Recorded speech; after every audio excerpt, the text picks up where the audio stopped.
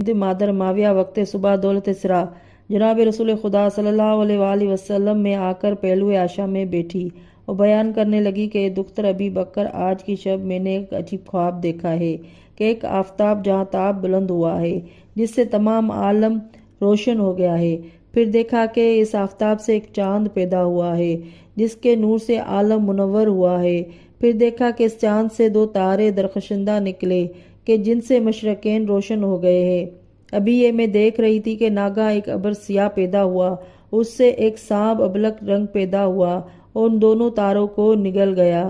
اس وقت تمام عالم میں عجیب طرح کا حشر برپا ہو گیا۔ راوی کہتا ہے کہ حضرت عائشہ نے ہند کا یہ خواب جناب رسول خدا صلی اللہ علیہ وآلہ وسلم سے بیان کیا۔ جناب رسول خدا صلی اللہ علیہ وآلہ وسلم نے سنا تو فرتے غم سے رنگ چہرہ انور کا متغیر ہو گیا اور رو رو کر فرمایا کہ عائشہ، وہ آفتاب